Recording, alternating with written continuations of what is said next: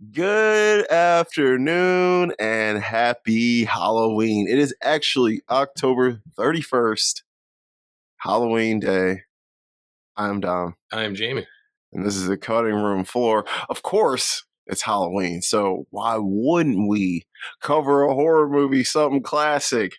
Election day. Election day. No, that's that is about to be. Honestly, next week we should do election. That's a great idea. Yes. Absolutely. Yes.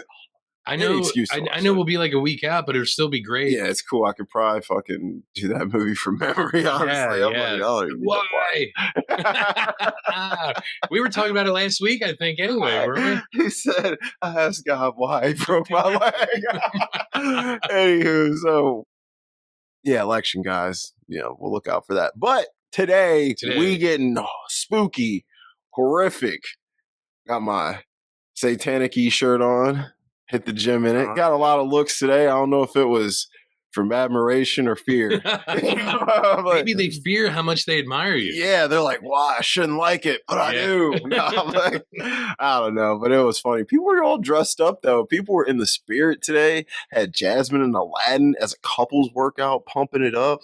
Dude with a ghost face mask and some dude with some, I don't even know what it was. It was scary shit and it looked hot. I was like, bro, this guy looks like he's hot. Because here over in Pennsylvania today, it's fucking like 80 degrees. Right now, 83. 83. It's 83. Warm. I walked out the house. I said, jacket, you are coming off. Yeah. I was like, it is hot.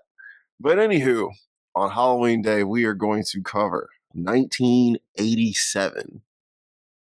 Clive Barker's Hellraiser. Jamie, tell us briefly what you thought about this film. You guys can see his face. So I don't know what the hell I expected. I told you, I think we were texting about it a couple days ago, and I told you, like, I remember, as a kid starting to watch it, and then my mom walked in and was like, "What the hell is this?" She was probably like, "Get this bull off the TV." So I only saw that first part where the dude starts to get ripped apart, and then so the first 5 minutes. That's all I ever saw for the past 36, 37 years. Yeah. So I don't know what the hell I expected. Maybe something different. So I'm watching. I'm like, what the fuck? You probably expected more Pinhead. I did expect more Pinhead. Maybe that's what it is, because he's a marketing. Yeah. Even back in '87, it was all about Pinhead. He's much more prominent too, but he's definitely. He don't come into maybe the last 30 minutes, 25. Because the very beginning, and then you see him for a hot second, and then maybe a minute towards the middle, or right before the third act or something, and then the third act is like, "Hey, I'm back. I'm back, but I'm not. I don't do much." Yeah, he's like, I'm back. Sure. Yeah, he's like, "Hey, I'll let these dudes do my dirty." And the thing is, all these people look like, the S&M version of House Harkonnen from Lynch's Dune. Don't they? Yeah, they do. They do. Wait, what year was Dune? 84? 84. All right, so they were maybe fucking Clive Barker was, I don't care what nobody's saying. Dune is hard. And I'm going to make it harder. Yep. Yeah, it's like, what in the actual... Dude, the dude with the teeth and the gums, he's the best dog. Yeah, that dude was fucking not the woman with the thing going through her lip or whatever. The African she's something thing. Yeah, what the pig looking dude. Oh God. And don't get me started. Anyway, we gotta get you started though. I was like, Dom, what were you thinking, bro? I was because you text me. You're like, this is, bro. This is fire. Whatever you text me. Here's the deal. You need to convince me. Don't listen to this, man. This movie is fire, bro. Okay, here's the deal. Here's the deal with this film. Okay. You gotta be, first of all, you gotta be a horror fan. And I think over the last couple years, I realized I'm far more of a horror fan than I ever admitted. Because when I was a kid, I watched them all the time. But I'll just make fun of them and laugh at them, but I would always watch them. And I'm like, well, obviously I enjoy this. Yeah. And then now that I'm older, I'm like, dude, I don't know what it is, but I just love fucking horror, especially practical horror. I think this film... Yeah, as far as practical effects, practical effects is very visceral. And I think it hits you. especially if like if you've if a body's coming back together. Yeah, well, that. But like if you've ever been someone who's maybe felt like the wrong person got away, or you've ever felt like you've never really connected with the person you're with. Oh, so this movie's about relationships. This movie is about relationships, I think, and that's more what I took away from it. I took away the aspect of love can be so powerful you're willing to do anything for it. So it's a romance. It is. It's a romantic film. It's a romantic horror. I mean, what? In a way, when you put it that way, I could see it.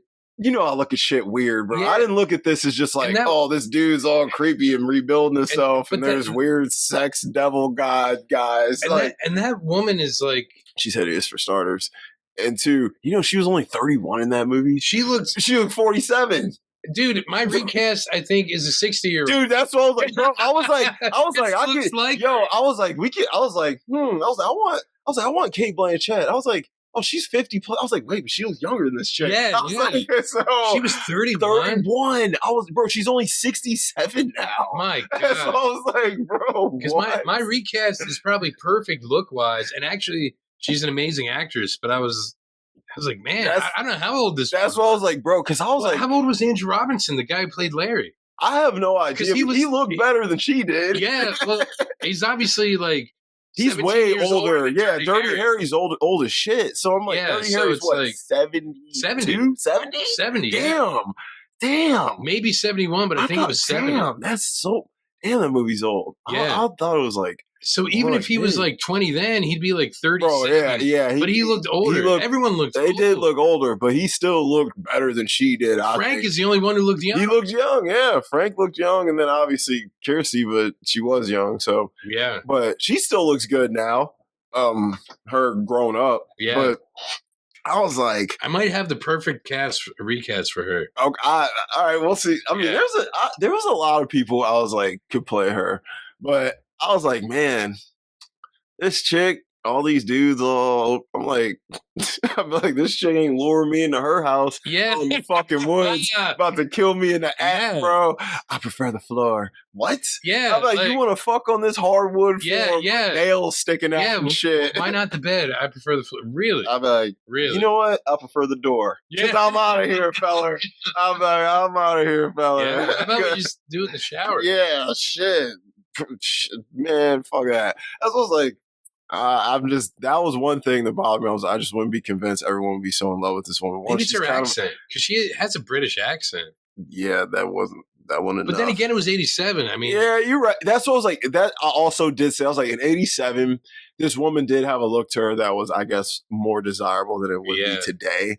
I was just like, I don't know, she's real bitchy and she ain't that good looking. She treats her husband like shit. Because even like, with the beer and stuff, he's like, oh, fuck it. I guess I'll do it. I'm not busy. I'm not lifting your fucking mattress up the goddamn crooked ass stairs. And that was the box spring, dude. Yeah, the things were heavy as hell and they were built so awkward to try and get, man. That's why I was like, she fucking sucks.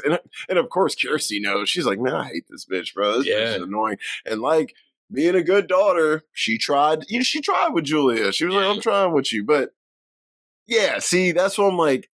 The best aspects of this film to me, the horror blends in with it, and obviously ups the ante. But I think the relationship aspect and how love, it does show you how people will do anything for love regardless, because it was just a 360 cycle. Larry loved Julie loved Frank, and Frank didn't give a fuck about either of them. Yeah, that's true, because at the end you realize he does not give a shit. So I'm like, oh yeah, because when Frank was coming to kill, she thought to kill Larry. Larry, yeah. She's like, no, just skin the rat. Like, what the fuck? He's like, yeah, I love that part, and his face is all fucking skull freaky. Like, that's what I'm like, dude. He looks like Darkman. Do you ever see Darkman? Yes, he does, bro. The practical in there, and for 87, it's A1, bro. I'm like, it's A1, which is one thing I love about these Terrifier movies. The practical effects in them, A1, bro. It looked insane. So it's all practical in the Terrifier. Yeah, bro. Like, dude, the makeup, the costuming, everything is so good. And like some of it looks fake. That's why I was like, a lot of it's overdone. But because it's practical, it's far more impressive. Yeah. So I'm like, and it's fucking hilarious. But let's give you some stats here. Okay, please do. Because I remember when it came out, it was like huge. Oh yeah, man. It was and massive. I can see why. Because nothing. What was out like that at the time? I mean, if I think about like '87, you had like Predator. Yeah, but that's an entirely different kind of film. That's more of an action film. Sci-fi, yeah. I said it's more of an action sci-fi. But as far as horror, there was probably Friday the 13th. Friday the 13th. That year. There was probably a Nightmare on Elm Street. I don't know if they might have still been doing Michael Myers, but that might have been the next year when they did like 4 or 5. Yeah, because Halloween 3 is what? 84? 3? Something like that? Yeah, and that's the one that's like just the Season of the Witch. Yeah, it's the mask, John. I actually love that film. I actually think it's great. But it sort of reminds me. I might throw that shit on tonight. Did you ever see they made a Friday the 13th a series, but it was about like cursed objects in a pawn shop? I never saw it. It was lit. Yeah, it actually wasn't too bad. What was it on? It was like syndicated, so it was like probably on like Fox on like a Saturday afternoon. That'd be kind of fun, like a Halloween film on a Saturday. Watch that shit in the morning. Yeah, that'd be lit. God, that's what Halloween 3 reminds me of. Like, it has nothing to do with Michael Myers, but it's eerie and weird, and it's loosely in the series. Yeah, because it's like an old guy, some young redhead, so you would love her, and some young kid like trying to save the day. Yes, pretty much, yeah. The dude in Halloween 3, though, he a little playboy, bro. He was trying to clap all the little tails. That dude, the older guy, right? Yeah. He was in Lethal Weapon, wasn't he? Wasn't his daughter who gets killed? Is that him? Yeah, that might be him. That might be him. It is, yeah. Yeah, it probably is him. Yeah. All right. Let's get some stats going. Yeah, I'm sorry. No, you're good. This is what happens. That's true. Rotten Tomatoes, 69%. Wow. IMDb, 6.9. Interesting, right? 69, 6.9. Yeah, what the? Letterboxd, 3.5. So I'd say pretty mid-level scores across the board. It's the best looking one is probably Letterboxd. 3.5 is pretty good.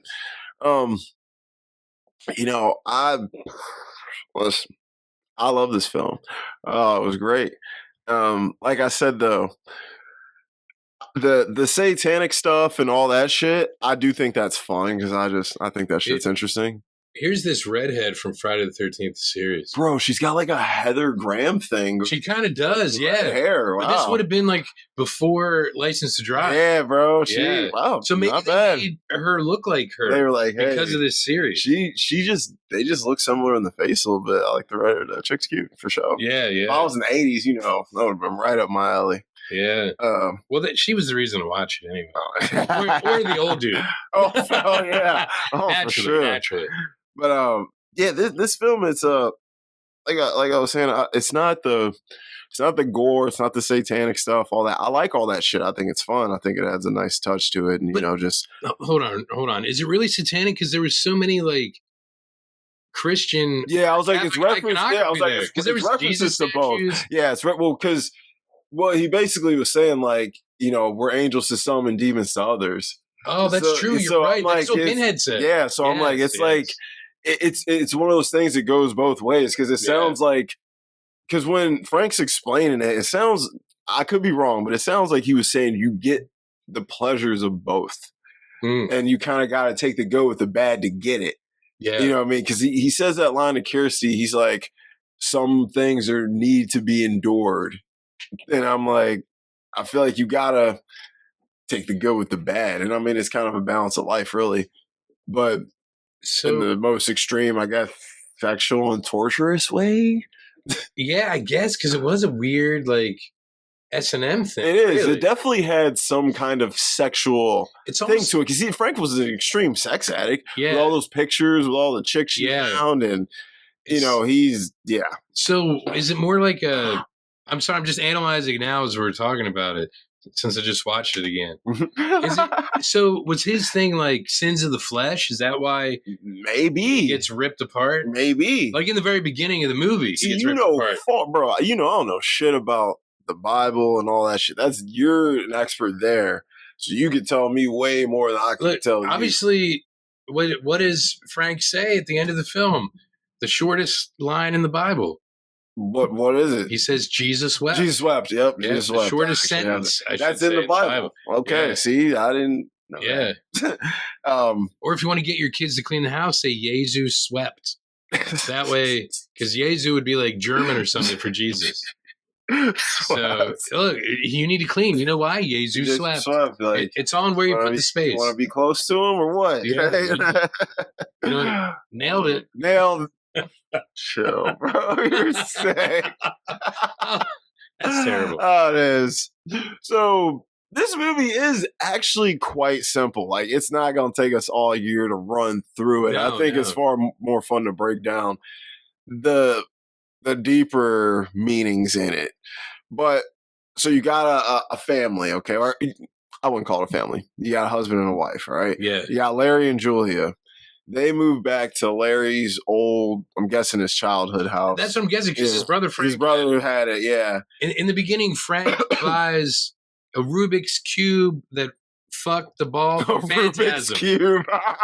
and had a baby. It had a baby. It's the baby of the Rubik's Cube with the Phantasm ball. Yeah, it's a cube that does. It's a cool looking cube. It's like this gold color. It's a puzzle box. Yeah, it's all fucked up, and like you see the exchange going on with his beginning. It's sort of like an Asian dude, kind of like in the beginning of Gremlins. Yeah, but you really see him. Yeah, but the voice reminds you of him. You see a guy with some dirty ass fingernails. Yeah, like the most. It's like, what's your pleasure? Yeah, that is what he says. Yeah. And you're like, the first 5 minutes you'll be like, yeah, what the fuck am I about to watch? Yeah. And then you see, and he's like, I want the box, and then the dude is like, it's yours. It always was. What the what? What are you saying? Yeah, he's saying some shit. Yeah. And you see a little bit of the boxing demonstration, and it's pretty fucked up. Yeah. Right away, you see hooks being dug into a man's flesh and pulling him apart. It's very trippy and interesting, but ain't nobody seen nothing like that up till 87. Honestly, at that time, that was probably the first time, or if it wasn't the first time, it was the first time it looked realistic. Mm-hmm. Yeah. Because the way that they showed it, you're like, oh, even when it like hooks in like part of his hand. Yeah, I'm like, you're kind of like, what the? I was like, Jesus, yeah, it's rough. So, yeah, it's gory, but so you see this dude. It's Frank. All right, we'll just say that right now. Yeah, it's Larry's brother. It's Larry's brother is Frank. Yeah, Frank is obviously got some dark demons going on. He does. Very. So he does all his thing, whatever. But then you get to Julia and Larry. And Julia is technically young, red-haired lady who... she looks old as fuck. Julia looked like she was in her mid-40s, but she was only in her early 30s. Rode hard and put away wet, as they say. That's an old saying. That is an old saying. I'm sorry. I think I just shocked you. That is an old saying. That might be phrase of the day. Holy shit. Like, she's looking rough. Yeah, she is. Man, and that's on a regular day. Yeah. That's not when she's flashing back. Yeah, Oh, she looks even worse than me, honestly. I thought she looked better, like, in the present day with the little shortcut and shit, because either way, she just wasn't a good-looking lady. Not coming at her, whatever. She just... It's just like, for a role like this, I would think you would need someone more attractive. Yeah, like, believe it or not, probably like a Heather Locklear at the time. Yeah, she was hot back then. Yeah, back then she was hot. Yeah, someone like that, she would have been more age appropriate too. Yeah. But yeah, I was like, okay.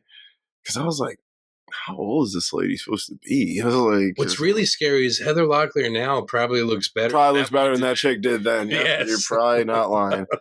Jane Fonda looked better than that chick did then, bro. What you mean? But honestly, Jane Fonda probably even like in 87, she could have still played that. Yeah, she would have. Yeah. She would have killed it. Yeah, she would have. Yeah. She would have only been like, what, 50? Look, we have that exercise. Yep, that's what she would look. She would look better than her. Yep, simple. Yeah. But so they move into this house. It's their old childhood house, Larry and Frank's. And the house is all fucked up. Because Larry's like, I haven't been here in 2 years. Yeah, he ain't been here in forever. He'd been doing satanic-y shit. And they're like, oh, it's great, isn't it great? And homegirl is. I won't jump to it now, but she's kind of like, yeah. She got an attitude problem. I'm like, man, that sounds great. But then you kind of find out, I guess, why. Yeah, you find out why. Yeah. And he's like, so what? You want to move in here? And she's like, sure. And he's like, yay. Yeah, he's like, we'll move in Sunday. I don't know what day it is, but I'm guessing it was Friday. Yeah. He's like, we gotta, because there's like maggots and bugs. Dude, there was that plate with like roaches and it was all kinds of. It looked like something out of the Lost Boys. Yeah, it did. Yeah. Like, is Jason Patrick going to eat that? Yes.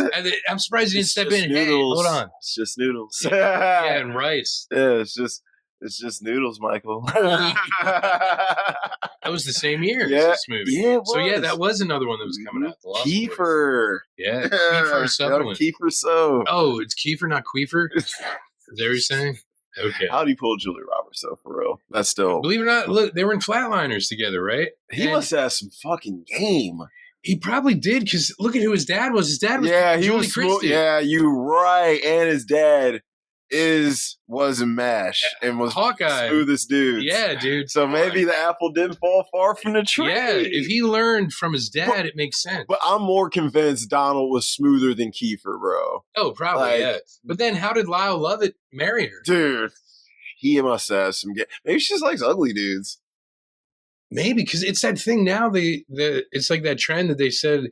What do they call them? Like rat boys? Rat boys, yeah. Like Barry Keoghan. Yeah, but they don't really look like rats. Nah, like, Jeremy Allen White and dudes like that. I mean, Jeremy Allen White looks like Gene Wilder.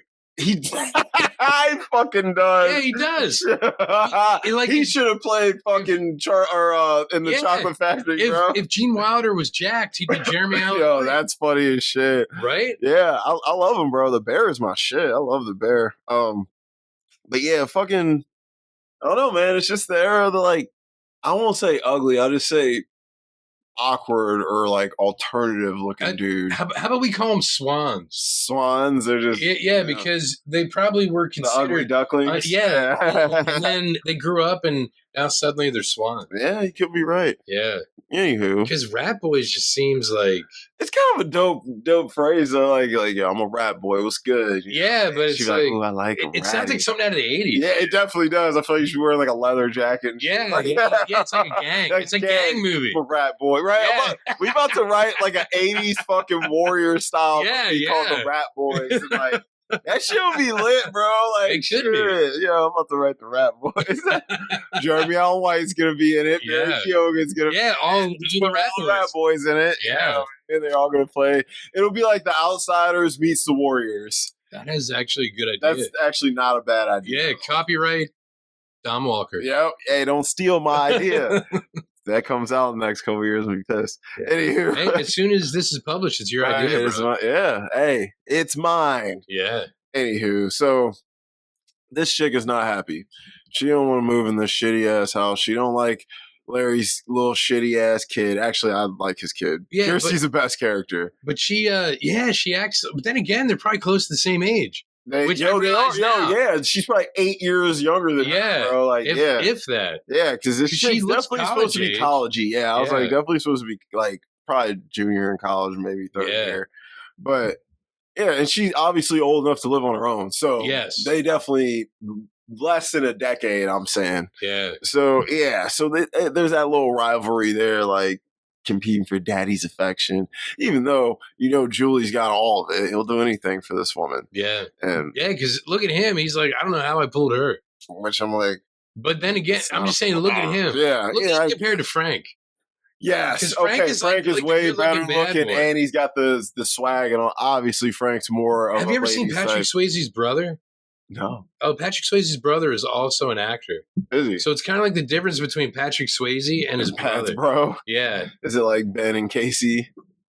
No, because Ben and Casey, they're both like decent looking in their own way. They're both handsome in their own way. Yeah, but if a chick's picking one, she's picking Ben. Picking Ben, of course. Like she's picking Ben, no question. That's because she likes Volkswagen. Yeah.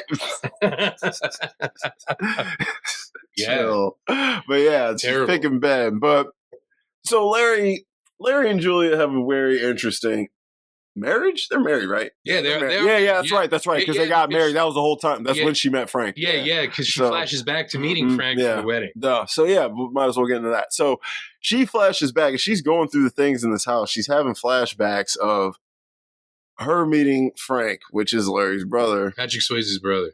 Wow, he looks just like him though. Kind of, but like Patrick Swayze is better looking, but like he does look like him. It's kind of crazy. If you look at him, it's kind of you can tell a difference though. Yeah, but you could tell they're related for sure. Oh yeah, they were spit out of the same mouth. Yeah, that's kind of crazy. Patrick is better looking though for sure. Yeah. Anyway, that's kind of wild. But so she's having these flashbacks, and long story short. Her and Frank consummated the marriage before bro. Frank tore it all up, all kind of ways. She was submitting crazy, bro. She was from the minute she laid eyes on him. He's like, I'm Frank. I'm Frank, the brother. Yeah, you gonna let me in, wifey? What about a kiss for the bride? And she's like, Jesus, she's like, hell yeah. She's like, I'll kiss more than them lips, buddy. Yeah, I think she actually had to put up a sign, like a wet floor sign. Yeah, she definitely did. That wasn't because of the rain. No. Oh yeah, it was raining when she let him in. She's like, you gonna give me a towel? And she's like, oh, I'm gonna give you everything. Yeah. And she's essentially like, I'll do anything for you. Like, she just falls in love with this man immediately. Like, right before her wedding to his brother. Yeah, she had sex with this man on her wedding dress. Like, oh my God, that. Yes. She fucked him on her wedding dress. Wow. I'm like, God, you just gotta be that level disrespectful. Like, you could have been light disrespectful and just cheated, but like, you had to do it on the wedding dress. Like, dang, you had to take it to the next level. It's like, you're gonna give me a kiss that's covering your brothers. Yeah. Oh, that's terrible. Yeah, it's all kinds of stuff there. That dress wasn't white no more, but. Yeah, they chill. It was off white. Yeah, chill. It was definitely off white. They got it popping on there. They got it popping all over the damn room. Crazy. And like, she's so obsessed with him. He tries to leave. She like grabs him. Don't go. Here's my question. Was it the same house? I think it was. So if it was, she's acting when they first go there like she's never been there before. Or is she disgusted because it's the same? I think she's disgusted because of the condition it's currently in. So they've been married for like 10 years. It's got to be some time. So she is 31 in real life, but playing older. Playing older. Okay. Yeah. Okay. Maybe. Because that's what kind of confused me. Maybe. Unless he could have married her when she was 21. 21, yeah. She was like, ooh, older man with some bread. Yeah. You know what I'm saying? And a hot younger brother. Right? Yeah, she's like, shoot, eventually I'm going to tap bro. I seen the photos. Yeah. Shoot. Yeah, you know what? So why did she act like she didn't even know him when she opened the door? Because she would have seen photos. She definitely wouldn't. She was probably like, damn, he's even better in person. You know how fucking chicks can be sometimes, right? Hey, you know how they can be. They play their little games. Man. But yeah, they got it all on. But I'm guessing they don't really explain this well, but I'm guessing Larry and her go about their lives, and Frank goes about his. Yeah, that's what it seemed like. Because Frank wasn't trying to wife her up. He wasn't trying to be with her. It was like a one-day stand. One-day stand. And like he was like, bro, he's like, look, bitch, I fuck mad bitches. He had all them pictures of all them girls he was fucking. Like, I'm like, Frank got mad tail. He is not worried about you at all. He's like, I just like being able to fuck my older brother's bitch, and she's all over me like crazy. Yeah. And like he even says, poor Larry, so obedient. Like, yes. He's like, he knows. He's like, shit, this bitch. He's like, this bitch is terrible. And I'm like, she should have thought, like, maybe this motherfucker really don't love me. Seeing how I did his family. Because I'm like, listen, I might be banging you, but at the end of the day, it's still my brother. You're still a fucking bitch. Like, you know what I'm saying? Like, isn't that terrible? Yeah, it's terrible. It's terrible mindset. People think that way. But so, like, Frank was using her the whole time. Oh, yeah, absolutely. Basically. He was like, some Vaseline while I'm here. And then later on, I might need her, and I needed her. Let me just convince her that I love her because I know she's obsessed with me. Yeah. I'd be like, bitch, she's like, well, I need an explanation. He's like, look, I was doing some things, and you just gonna accept that. Okay, I'll do anything for you. Yeah. Like, yeah. I'm like, all right, fool. So they're moving in the house, and Larry and his boys are trying to get the fucking mattress up the stairs. Why there is a gigantic nail sticking out of the fucking banister like that, I don't know. And why they didn't notice it? I don't know. That thing was at least 3 inches long. Yeah, and the thing is, it was there 10 years ago. Yeah. Last time you were in the house. There prior. Yeah. And they're moving it up, and Larry gets sliced on this thing pretty bad. And he's like, "Oh, I'm gonna pass out, blood, blood, blood." Yeah, she's drip, like, drip, "Yeah." drip. She's like, "You're not gonna pass out. Quit being a pussy." I mean, Yeah. that's pretty much what she says to him. Yeah, She's basically, like, yeah. And he's dripping all over the floor. Yeah, they where- go up to the attic. Yeah, where Frank was ripped apart. Mm-hmm. And he's dripping all over the damn place, and the blood's seeping into the wood, and it's a lot. Like his hand was bleeding good. Like it was comically a lot, actually. Yeah, it's like, are there arteries in your yeah, bro. Like Jesus, but like where he scraped. Yeah, it was like it's not like it was his wrist or anything. Yeah, I was like, you should be all right, cuz. Yeah, she's like, you have to get stitched. But so they're like, all right, we're gonna take him to the hospital. Kirsty comes through. That's Frank's daughter, not Frank. She's Larry's daughter. It's Frank's niece. Yeah, Frank's niece. Yeah, Larry's daughter. And she comes through. She's a nice girl. And she don't like Julia. Her and Julia, they don't like each other because the dad wants her to move in, and she's like, "I'm not moving in with that bitch. I'm good where I'm at." And she's like, "I'm doing my own thing." But she comes through, and she is respectful to Julia, and Julia don't give a shit about her. Yeah, Julia's like ignores her. She's like, "Whatever. I hate your dumbass daughter." And I feel like it probably feels like she's in competition with her. And for daddy's affection, Yeah. He's the daddy to two girls. And you can actually see that dynamic now that you pointed that out. Yeah. And plus it's her stepmom because her mom died. They never say mom how is she dead. died. They never say how. Look, Frank probably fucked her to death. I was literally going to say, I would not be shocked if Frank killed her in some kind of way. I was like, he hit it, and she got too obsessed, and he's like, "I'm gonna have to kill you, bitch." Yeah, it could be. You never know. You never know. Hopefully it was a car crash or something. But that's terrible. I mean, hopefully it was something like a car crash. I mean, I hope it's something that that. That didn't call Frank, because then Frank would have been ruining his brother's life. Yeah, just for probably for no reason either. I can't see Larry being a mean big brother to Frank. No. Frank was probably the asshole. Growing up, so. I can't see that. Like, I knew an older brother, a younger brother. The younger brother was a fucking psychopath, and the older brother was so much more relaxed. Like, the younger brother, he actually went crazy, bro. But anywho, so they go, she takes him to the hospital, whatever. And while this is happening, this blood is resurrecting Frank. Yes. And he is slowly coming alive. It's like if Watchmen would have used practical effects for Dr. Manhattan. That's what I was thinking of watching it. Yep, it was. It's pretty nuts. It's interesting. It is, and I can tell it's just the reverse of taking it apart. Yeah, it's cool how they do it though. That's what I was like, bro. That's what, like the effects in this make it brilliant. But dude, Julia finds this shit, and she sees it, and he's like, oh yeah, half he built. reaches like. He's like, I'm Frank. I'm Frank. And she's like, what? And he shuts the door, and she's like, what? And he's like, don't look at me. Now help me, but don't look at me. But don't look. Well, how the fuck can I help you if I'm not looking at you? I don't know where the hell you are. And he's like, listen, that blood spilled on the floor brought me back. And he's like, I need more. You still love me, right? And she's like, yeah. Especially now. Look at you. Look at you. Hunky. Yeah. She's like, yeah. Oh, sinewy. And he's like, no bones about it. He's like, well, give me some more. And she's like, and he's like, bitch, give me some more. She's like, okay. And so while homeboy's at work, this bitch starts going to, I'm guessing, some daytime bars where lawyers are on their lunch breaks or whatever. Yeah. Because they're all dudes in suits and shit. Yeah. Like what? What's her job? Just being a housewife? She's a housewife. Remember, he was like, I got a really good job. Larry said that. He's like, I got a really good job. So she probably didn't have to work. So yeah, she sits around, literally does not a damn thing all day. Like, this bitch didn't do nothing. She wasn't cleaning up. She wasn't doing shit. I ain't seen no dinner made once by her. Nothing. I feel like he cooked beer dinner. In the fridge. Yep, beer in the fridge, yo. It's lunch meat and cheese in there. Yeah, so fucking sandwich, bro. She was like, I ain't doing a goddamn thing in this house. That's not how we did it in England. Yeah,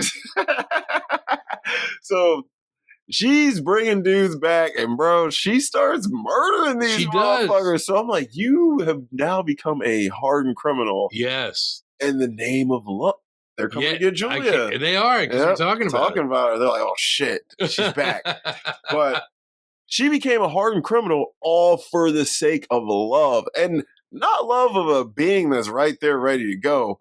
A dude who's being built little by little with each man you kill. Yeah, she's like trying to bring back the man. She's bringing back the man she loves, and it's disgusting because he's slowly coming back, but you see his like muscles forming, tissues forming, and he goes from a skeleton to a being, and it's like, bleh.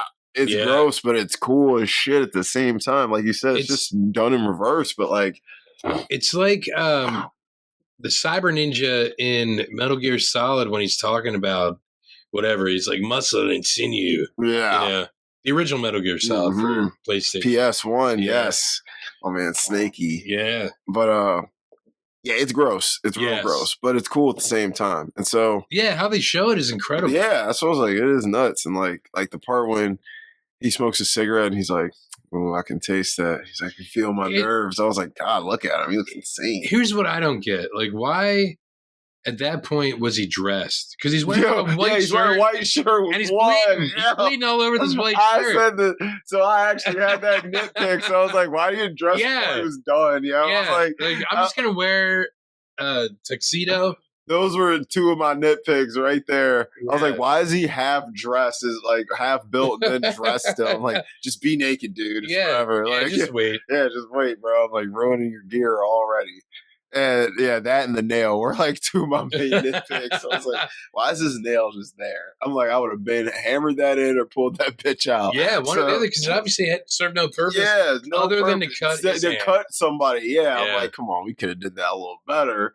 But he's being built, and she doesn't like this, but she loves this dude. Yeah. And she probably just wants to see where it'll go. It's like, this is so weird and fantastic. Yeah, because she was like, explain this to me, dude. And like, he gives her a little explanation and kind of explains about the pleasures of heaven and hell. And kind of, like I said, the way he explained it in my eyes, I felt like he was saying the two are far more similar than you would think. Yeah, there's probably like a fine line. Yeah. Like one person's heaven is another person's hell. And you can step over a line and it could be, heaven. Yeah. Like, and he was like, I'm enjoying it all. I'm just the most indulgent person you're ever going to meet. So how did he get out though? Because even Pinhead and I forget the name he said for the group. Even he was like the Demonites or whatever. Yeah. He's like, he got out? Like, how did he not know? Yeah, and they do not explain that well. No. That's an unanswerable question. And also, but he must have like knew some kind of, because he figured maybe it was a cube trick, bro. Because the cube got him there. Yeah. Maybe he figured out the cube to get himself out. Yeah, maybe. That's probably what it is. He probably figured out the cube again to get himself out. Because like, also, how strong is Julia? Because the one dude that he like saps all the shit from to like rejuvenate himself, she picks him up. She's like, "Bub, Julia's strong, bro. Dude, she's been working out." You gotta think about it. She is still related to Frank, so she obviously, that's something's in the bloodline there where they're smart and weird and freaky and strong. Well, and it could be like, who knows? Maybe Frank is Julia's dad, or what's his name's dad? Kirsty. Frank. Never know. Honestly, yeah, you never know because Frank is the one that had dark hair. Yeah, but he looks more like, she looked way more like Frank than she did like Larry. Yeah. And they don't say how the mom died. Maybe don't she killed herself. And we don't know what she looked like either. Yeah. So she's probably like blonde. Yep.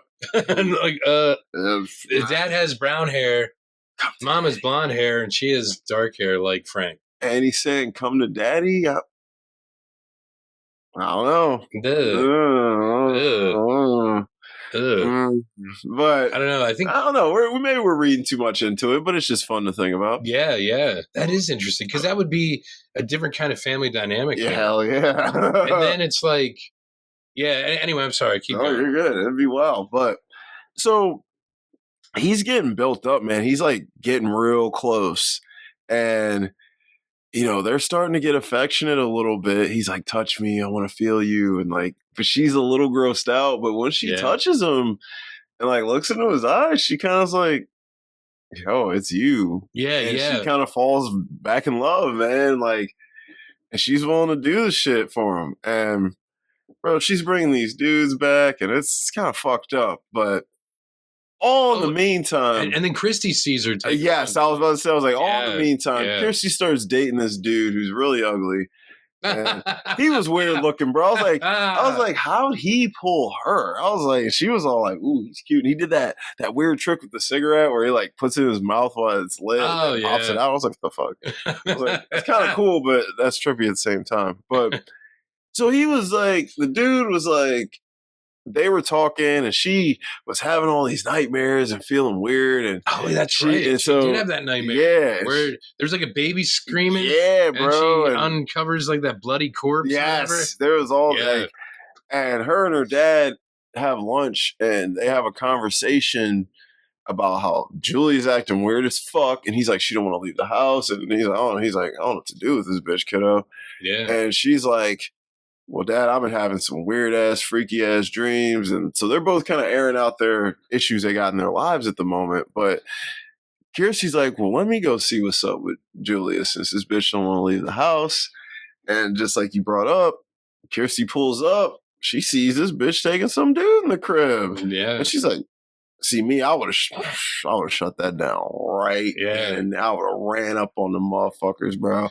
That would have been me. Just like, yo, that's how you gonna do my dad? Like, I'm gonna get you, bitch. Like, like, at least have some decency to not bring him to the fucking house, dude. Like, take his get a hotel. Shit, Christ. But sorry. You're right. Hotel, man. Like, shit, get a hotel. Don't bring him to the house, bro. My family house. Come on. But she sees this and she's like, oh, okay. Let me go do some snooping. So she's sneaking the crib, and she's probably thinking this bitch is about to fuck this motherfucker. Yeah. But she gets way more than she bargained for. When she gets in that goddamn house, bro, this dude is all they. Oh yeah, because he's like, help me, yeah, bro. She cracks him with the hammer and shit. Oh my god, I'm like, Julia's. She went off the deep end. I'm like, you became a fucking hardened criminal. If you get caught, you go. They might give you the chair, cuz. Yeah. Back then, you get in the chair for this. Yeah. Like, you're a serial killer. You didn't kill like 4 or 5 dudes, bro. Yeah. So I'm like, and gruesome, like, unwarranted ways, bro. It's like, you ain't no excuse for these murders. And ain't nobody gonna believe you if you tell them this demon thing. Yeah. It's like, they'll be like, you're gonna get a lifetime sentence to the nut house, bro. That's like, you're gonna be in a loony bin. Yeah, so then she wouldn't get the chair. Yeah, I'd rather get the chair. Shit. Yeah. Fuck that, bro. Be in a loony bin in a padded room with straight jacket on for the next 40 years, I'm chilling. But that would have been Wes Craven's film Shocker. It would have. I've never seen that, though. I think it's about a guy who survives the electric chair. I believe. Shocker. Yeah. Got it. Yeah. I'll check that out one day. Yeah, it's not the extra finger. It's not that. I was actually thinking about the Shocker the other day. All right, that's a whole different conversation. Wow. Whole different Spider-Man villain, right? Yes, absolutely. From Homecoming. Homecoming, yeah, yes, absolutely. Yes. Anywho, yeah, moving on. We're pretty much at that here. Yeah. So Kirsty's like, what the fuck is going on here? What is happening? Like, where's my dad? What's going on? And, Frank's there, and Frank's all like, yeah. He's like, come here, baby girl. You done grown up. You done got fine. Oh, yeah, sexy. I'm like, oh my God, Frank, do not essay this girl. Yeah. I'm like, please don't. And he wants to, though. He tries. He does. And he was like, shit, I need that. He was like, fuck Julia. Look at this girl. Because she was good looking. But I think he wanted to get her. I want to say like life force though too, like whatever. Oh yeah, I'm sure he was gonna hit first though. Oh, of course he would. But like her blood would rejuvenate him faster, just like probably. His brothers would. Right? Yeah, because the bloodline, right? Yeah. Because he built a lot off of, obviously. Because Frank is what started to bring him back. Yeah. If it was some other blood, it probably wouldn't have happened. At least the way it went down. Yeah. But she freaks out and she runs away to get away from Frank, and he says to come to daddy. She gets the cube. She's like, oh, you want it? Oh, you want this? Man. She throws it out the window, and he's like, he's freaking out. And so she runs out the crib and she grabs it, and everyone's like, oh man, this bitch in the loony bin and all. Oh yeah, she ends up in a hospital. She ends up in the hospital, bro, because she's all fucked up. And she got the cube with her, but the cops is obviously looking for her, and they want to question her because all these murders happened in this house. Obviously, everything blew up with her finding out. Yeah. So, she knows the jig is up, but she ain't. She was kind of stupid here at the end. She gets the cube and she's fucking with it all in it, and she figures it out, and she meets Pinhead, finally. Yes. And his crew, hold on, I got it written down. I think they're called the Demo Mites or something like that. Give me 1 second there, fellers. And I just heard it too. The Cinnabites. Cinnabite. Yeah. Oh, you can get them at Cinnabon. Cinnabon. Yes. Yeah. The Cinnabites. Yeah, the Cinnabites. That's when you meet them. Or Annie Ann's. Annie Ann's, yeah. These people, if you can call them that. They're something. First of all, Pinhead is the most normal looking one. He is. You know what I mean? He's the most normal looking one. You gotta be one of these dudes. I'm definitely picking Pinhead. But Pinhead has an iconic look, and he's kind of been a horror icon for a while now. It's like Rob Halford on a weekend in the 80s, right? Bald with leather, yeah. Yeah, breaking the law. Breaking the law. At the time, sodomy would have been against the law. Yeah. Breaking the law. Judas Priest was going hard then, right? Yeah. I mean, no one knew Rob Halford, walked on the wild side. Yeah, real wild. Yeah, I guess back then it was swept under. Yeah. You don't let people know that shit back then. Yeah. Now it would be like a marketing tool. Yeah, it would be. What I mean? So, anywho, that's a whole different conversation. But these motherfuckers look insane. Okay, you got the dude with just like the teeth and the gums, and chatters, and like his mouth. His mouth is like it's open. It's like kind of long, and he looks. I don't even, bro. He looks like half animal, half human, with just flesh showing. It's pretty fucked up, like muscle tissue and shit. And then you got the chick with the African thing in her face. Yeah, she's bald too. And then you got the pig-looking guy who he was. With like the sunglasses. Yeah, he was trippy. Like all these guys. Like I said, they don't do a great job explaining what these guys do, but I think that was because they wanted to leave some intrigue for a sequel, which I think was kind of smart. Yes. In hindsight, yeah. Yeah, in hindsight, yeah. But at the time, you're like, you have so many questions. Yeah. Because, like you said, they're clearly on the more satanic side. But like we said, they do cover both aspects of heaven and hell and the pleasures and pains and light and dark. And these motherfuckers are clearly from HE double hockey sticks. And they are nutty as hell. And she sees them and she's like, what the fuck?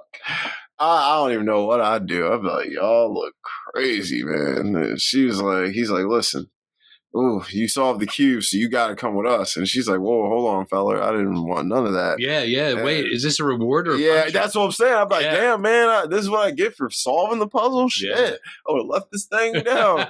And he's like, come on, you got to experience this pleasure and pain. And he's like, and she starts crying. He's like, save them tears for the endurance, bro. You're wasting the good tears. I'm like, they gonna do something big, Dad. I'm like, and they're probably, ooh, this pretty young girl, we about to do some things to you. They're like, what we did to Frank, we doing 20 times to you, bro. You know? Joy, pain, sunshine, and rain. You gotta have them both. Have them all, as the song goes. Oh, Jesus. But yeah, so she's like, yo, please, that ain't why y'all here. And they're like, yo, y'all know that Frank? And he's like, she's like, yeah, we know him. Why? He escaped y'all. No, he didn't. I know where he at. I'm gonna take you to him. Cut me a deal. I'll show you this motherfucker. You let me go. They're like, all right, shawty, let's see what you're talking about. So they go to the crib. And she get there, and she sees her dad, air quotes, who's been murdered by Frank and fucking Julia and Frank's turned into him, essentially. Yeah, basically, I guess Frank took his skin. Yeah. Which is another nitpick I had. I might as well just go nitpicks while I'm fucking talking about it. Well, how the fuck did Kirsty not notice her dad was all freaky looking? He didn't look normal. His head was bleeding on the side and well, she scratched him at one point when on his cheek and stuff. Isn't she the one who scratched him?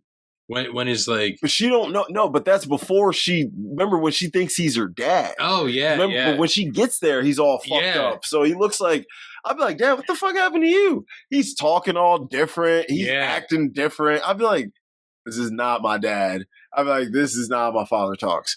You know people. You know how they talk. Like, if somebody said, all right, this person said something, you would know, if you know that person well, you have a good idea of how true that statement is or isn't, or what they may or actually may not have said out of that. Because you know how certain people talk. And this dude didn't speak anything like her father. Her father was sweet and soft.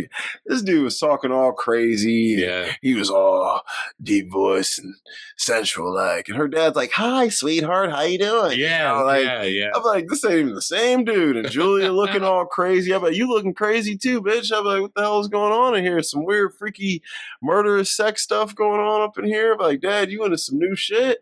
I know you said you're trying to keep her, but goddamn. Yeah. So she's like, Dad, all this, and Frank is here and all this. And he's like, don't worry about Frank. We killed that motherfucker. Yeah, he does. And she's like, you did? And he's like, yeah, baby girl, we got you. Come to daddy. And she's like, I need to see him. And he's like, nah, you don't need to see that motherfucker. And she's like, yeah, I do. I want to see him now. Now. And he's like, all right, fine, Julia, take that bitch to see him. Shoot. And so she's like, come on. And she takes him up there, and obviously it ain't Frank. Her dad's skinned and all fucked up. And she tries to run away, and Julia's like, bitch. And they start going at it. And my girl knocks Julia back real quick.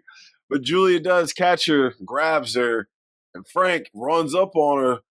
And you think he's going to stab her, but she moves out the way, and he stabs Julia and kills her. And I'm guessing because she's now kind of involved with this satanic shit, she starts to look all fucking crazy, bro. When she got, like, her skin starts getting all fucked up. She almost like starts to like melt. Yeah, I was like, ugh. She was looking freaky. I was like, okay, I'm guessing this has something to do with your involvement in this shit. Yeah, because she kind of sold her soul, like, especially by murdering all those guys. Yeah, and she runs back upstairs, and who's there? The Cenobites. And they're like, bring us the dude who brought. Oh, this actually happened before. Because they were like, bring us the dude who did this. Because she thinks it's Frank at first. That's right, my bad. She thinks it's Frank. She thinks her dad's still cool. Yeah, but she's like, no, that wasn't part of the deal, because she thinks they want to take her dad now. Yeah. And he's like, no, it wasn't part of the deal, but it's actually Frank. They know it's Frank because they're like, only Frank could do this. Yes. You know what I mean? Because he's been, in the shit. So she's like, that wasn't the deal. Well, they figure out, okay, it's Frank, and it's Frank's here. And she's like, shit, yeah, take that motherfucker, bro. Take him. And they go at it because her and Frank, bro, Frank trying to like SA kill her, like, he want her, but he want to kill her all at the same time. And he's like, yeah, you would be a great little companion piece for me, but I want to kill you too. I don't know. He was acting freaky, and he's chasing her all around, and she giving him a little bit of work. You know what I mean? She was doing her thing. She was all right as a little final girl, but ultimately, Frank, he gets caught up. She leads him upstairs with the homies. And the homies is like, hey, what's good, fella? And he's like, you set me up, you little bitch. She's like, sorry, brother, uncle. She's like, sorry, Uncle Frank. Sorry, daddy. Right? I'm like, go ahead. Now you they your daddy. You know what I'm saying? And Pinhead's like, oh, look who it is, buddy. You thought you was getting away. And he's like, listen, fellas, we can talk, right? Let's go back to hell right now. Y'all can put it in my whatever and call it a day. And he's like, nah, that time is over. So of course he tries to like get away, but that's not happening. You get the full hook scene now. Oh yeah. They like got these hooks on chains, and they like kind of Scorpion from Mortal Kombat this motherfucker. Yeah. And they're like, get over here. And they hook this motherfucker up, bro. Wow. And they rip this motherfucker apart. But he does say that Jesus wept. He says that to her as he's getting ripped apart. And it's pretty gory and pretty crazy for 80s. Yeah. Like I said, back in the day, it had to be game changer level with the effects. I think it was, and that has to be why it was so popular. Yeah, I mean, I wasn't alive, but I can only imagine. Yeah. So, she gets away.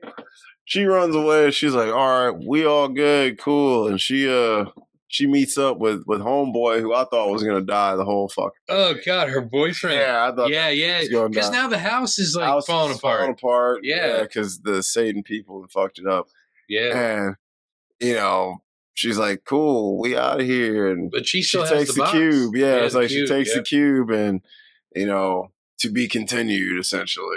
I mean, that's pretty much the whole movie. Well, kind of, but remember, after her and her boyfriend get out, she tries to burn the cube. Oh, yeah, she tries to burn the cube, and the homeless dude comes up. Yeah, and they turn the guy like who ate the crickets. Yeah. I didn't even mention him. We'll talk about him in rewatchable scenes, because I got him. I definitely, yes, that's right. So he's obviously going to have a little part to do with the continuation of the cube or whatever, because we ain't done with Pinhead, Yeah. But I mean, that's pretty much the film. She lives great. Yeah. I didn't want her to die. There was a lot of these horror movies where, like, either parents lose their kids or kids lose their parents. Yeah. She ain't got no parents now. She's like 22. 21. Yeah, she's an orphan. Yep, she's an orphan, bro. She's a Bruce Wayne. She is a Bruce Wayne. That's what she Without is. the money. Yes. At least if I have Alfred money, I'm chilling, bro. So, just really quick, there was a new Batman comic that came out where I guess Darkseid like rewrote reality, so Bruce Wayne grew up without money. Oh Lord! But he still became Batman. That's kind of dope. He was just a budget Batman. Yeah, and I was talking about it at FedEx with Andre. I was like, Andre, there's a new Batman, and he grew up without money. He's like, oh, is he black? Oh Lord! Black Bruce Wayne broke. And the sad thing is that they actually do have a brown Batman who is like Lucius Fox's son, Jace. Oh, okay. I was like, but he has the money to do it. Yeah, well, Lucius should have some bread. Yeah, so he can make the shit. Yeah, it was just really funny because I was like, that would be like, perfect, Jesus, but no, bro. Yeah, budget Batman. Yeah, bro. He's looking like fucking Peter Parker in the first Spider-Man. Look, it's pretty brutal, but it's a cool version of Batman. That's kind of dope, bro. Yeah, it just came out this past month, so look at that. Yeah, absolute Batman. Absolute Batman. Yeah. Absolutely broke. Yeah. All right, let's get into the shit. All right. MVP of the film. The daughter, Christy. Kirsty? Yeah, definitely. Yeah, I had Clive Barker. Oh, yeah. I mean, he wrote it and directed it, yes. Sorry, I was thinking of best characters. No, yes, Clive Barker. For sure. Because he set up a whole universe. Yeah. It's even like Nightbreed. I mean, he had so many films after this, and even a comic book universe that came out of this. His own section of the Marvel universe he made. Crazy. That's like, I gotta give it to Clive B for this one. Yeah. For peak season, I had the whole cast. Yeah, really, because I mean, maybe not the dude from Dirty Harry. Well, I don't know. That's his peak season. Because this, I think, actually, Dirty Harry might have been his peak season. He was good in Dirty Harry. He was really good in Dirty Harry. Yeah, he was incredible. I was like, this guy's scary as fuck. I've seen him in like Murder, She Wrote, but that's not. That's not. That's not going to be someone's peak season. Yeah. I've also seen Don Swayze in Murder, She Wrote. Don Swayze. Yeah. So, Don Swayze. Yeah, I'm just saying. I'm just throwing that out there. No one knows him. Now I know him, bro. Yeah, and Bill Maher was also in Murder, She Wrote. But that wasn't his peak season either. I'm just saying people might have a peak season outside of Murder, She Wrote. Yeah. So yeah, I was other than Jessica Fletcher, that would be her peak season. Yeah, Angela Lansbury. Yes, absolutely. I pretty much everybody in this is their peak season. Yeah, really, because I mean, what else? What else? I was looking at, I was like, they ain't really, none of them really did shit else. Yeah, really, no. like, outside of Hellraiser shit. And Andrew Robinson, who was like the guy from Dirty Harry. Like, yeah, Dirty Harry might have been. That was definitely this, and Dirty Harry might be like his joint peak season because they're totally opposite characters. Yeah. Although him as Frank is more like the dude from Dirty Harry. Yeah, but he ain't got the look. Yeah, but he also played two characters in this film. He did. He played Frank and Larry. Yeah, it was like the acting came out there. Yeah. Best quotes. I'll run through them, and if you know. Yeah. Go ahead, because you're like I ain't quoting shit. Yeah, because I didn't really like this film. I see. Yeah, I'm sorry. It's all good, but that's how we have these discussions. So you don't like it? Well, I suppose it's better than Brooklyn. That's actually a quote. I was Wow. like, that's great. That was the first one on my list. Wow, Right wow. with it. Yeah. Wow. Oh yeah, because he's talking about the At house. the house, right? yeah. Yes, yes. You like this house. You'd like my room. I'll give you the grand tour if we ever get this damn bed moved. Oh yeah. 'Cause I guess his daughter never saw the She house. never saw it before. Yeah, Yeah. yeah.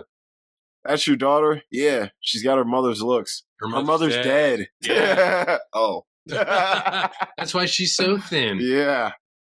You gonna let me kiss the bride? Oh, Frank. I was like, Frankie, I'll do anything you want. Anything. I was like, oh, Lord. Don't look at me. Yeah. Tell me who you are. Frank. I was like, oh, you'll do it? Yes, I'll do it. Not gonna change your fucking mind, are you? I was with the first dude she brought back to the house. Oh, wow. And she was about to fuck, and she was, a little weird about it, 'cause Yeah. it was the first dude she killed, but yeah. We don't need a bed, do we? Oh, I yeah. much prefer the floor. Yeah. That was the weirdest. Because even the dude's like, what? Yeah. Because she's showing him the room, and it's all wood. Yeah. And it's I'm like, like, dude, I'm not trying to get a doesn't she take splinter it on to the my attic or nuts. something? Yeah. Yeah. I'm trying to get a splinter on my nuts, though. He said, too much to drink. Gotta empty the old bladder. Yeah. Yeah, because doesn't that one guy say, like, I just get lonely sometimes? I think he did. Yeah. Because, like, all these guys just wanted. They just wanted a little bit of love for the day. Yeah. None of them were bad dudes. They just Yeah. had a little piece of ass with Yeah. a chick, I guess they thought was It's different if she would have gotten, like, the Rat Boys. Because Yeah. it was the 80s. Was And the Rat Boys was a gang, as we've established. She might have re-fell in love. She's Yeah, like, that's true. I got to live in Frank here. I got to rebuild this. Yeah, one. that's You know what I'm true. saying? See, it's making me whole again. Every drop of blood you spill puts more flesh on my bones. And we both want that, don't we? Wow. That's a Creepy. good quote. It is a good quote. It's creepy. Come to daddy. Ugh. Oh. You want a cookie, little girl? Ugh. Oh. It could be the way you're saying it, too, but still. It is. I'm putting a little Frank spin on it. Yeah, you are. I mean, that is how he said it. It is. His voice was Yeah. trippy. Poor lad is obedient as ever. I'm like, oh, God. I'm like, Larry's just an unknowing cuck. Yeah. But, honestly, this is going to sound terrible because her and Frank, Julie and Frank, did something before they were married. I'm not saying it doesn't count, but it's not as bad as after they're I mean, for sure. Yeah. For sure. I would say that. Yeah. I know that sounds like a weird. But it's a terrible way to start the marriage. It is a very bad way. But only because he's Larry's brother. Yeah. I'm like, it's going to kind of, it is better in a sense, I guess, morally and legally. Yeah, to get it out of your system before you make that commitment. But to do it right before you get married, I feel like you're just putting a dark cloud over the marriage. Oh, yeah, right totally. there at the beginning. That whole family's cursed now. Yeah. Yeah, definitely. Yeah. Don't touch it. It opens doors. I don't understand. Wait, you. is Frank talking about his penis? Is that what he's saying? That might be what he's talking about. But it was the cube. Oh, okay. I don't understand you. 1 minute you're all over me, and the next, I just don't understand. Oh, yeah, that was Larry. Yeah, it was Larry. Yeah. Yeah, because she was trying to stop him. from And going she's like, hey, blah, I would have blah, been blah. like, bitch, I'm going upstairs. You acting weird as fuck. Yeah. I would have been like, something's up there. And then, he's like, all right, you wanted to get it on. Let's get it Yeah, on. he's Now like, that I come know on. there's nothing here. And then she's like, Yeah. stop, don't do it. But he's got the rat. I think she was going to give it up just to, keep the peace. Because, Yeah. she's like, if I give him the pussy, it'll tire him out. Yeah. He won't worry about upstairs. You know what I'm saying? But also, Larry didn't know she was talking to Frank. No, she didn't. He didn't. But he's like, I would be like, bro, you are really trying to keep me from going upstairs. Yeah. For real. Yeah. Because most girls are like, okay, well, I'll go with you, but I'll stand outside while you look, or something. Yes, yeah. She was like, you ain't going up there, sir. No, sir. Look, you love her so there must be something worth loving. That's what Kirsty said to her dad about Julia. That's what I was like, ooh, that's a line. Yeah, that's a tough one. Yeah, she said, when this was a line, you can't love him. You know I don't. That was when he told her to kill Larry, and she was like, no. At first, because she first wanted to do it. Oh, she said no at first. That's probably why she kept going out and getting other people, because if he would have just if she would have killed Larry right away, it would have been right there. He probably would have got it right there. Yeah, she was like, she was trying to prolong it because she did love him. I think in a way. She's like, I mean, dude, it might not have been like take care of me. Like I have respect at least for him to some degree. It was probably more platonic love. Yes. Like we take care of each other. Yeah, we have an arrangement. They have an arrangement. Like we watch boxing sometimes. Oh yeah, because he's like, I'm sorry, this might be too violent for you. She's like, I've seen worse. She said, this ain't shit. Now I cracked a motherfucker with a hammer. Like, what you mean? Oh yeah, because that's right before he's like, oh, what's that noise? Yeah, because they're watching the boxing. The boxing scene. Yep. Kirsty, it's me, Uncle Frank. Come to Daddy. Ugh. And you know what? Since he says that, I don't think he's saying it. Obviously, it's in like a sexual way because Frank's a creep. Yeah. But he might be saying that he is her father. That's what I'm saying. You're That's right. what I was like, bro. He's Darth Vader. That's what I'm saying. Is he Darth Vader, bro? Yeah. He could have. Frank, if he ain't, obviously, Frank's like, look, I have no problems banging my brother's girls. So, like I said, you never know. Yeah. Some things have to be endured, and that's what makes the pleasure so sweet. Mm. The box, you opened it. We came. I'm like, oh my. What? Who are you? Demons to some, angels to others. Yeah. That's why I'm like, where's the line at? You know what I mean? Like, and I wonder, because I haven't seen any of these other films, and they might not address this. This is an unanswerable question, but it just popped into my head, so I got to get it out so I don't forget. Because of that line, I wonder, depending on who it is, do the Cenobites look different? Maybe. You know what I mean? Depending on where you are mentally. Maybe. But to Frank, wouldn't they just look like regular people? They might. They just look like regular humans. Yeah. Because obviously someone with good clean mind, they probably look like angels. Yeah, that's what I mean. Yeah, that line with a dirty ass psycho mind, like, I see him as demons. Or someone with a clean mind sees them as demons, and someone with a dirty mind might see him as angels. I don't know. Maybe. I don't know. Because maybe each one represents an aspect of Frank's personality. Like, maybe, yeah. Yeah. I don't know. They're all those vices. Yeah. That's a lot of them. Yeah. Man. Like, I love getting it in as much as the next man, but this is next level. I'm like, shoot, what kind of pleasure are you getting here, bro? Like, I don't know. But yeah. Next one, taste our pleasures. Ugh. No tears, please. It's a waste of good suffering. Oh, yeah. That is a good line. Pinhead had a lot of good lines in a short amount of time. Yeah. We want the man who did this. I like the way Pinhead articulated his lines too. Mm-hmm. There was something about his voice and his. He had a good voice. Dude. They did this right. So much for the cat and mouse shit. Don't mourn him. He was dead way before we ever touched him. Fucked up. You set me up, bitch. One more. Jesus wept. Yes. Jesus wept.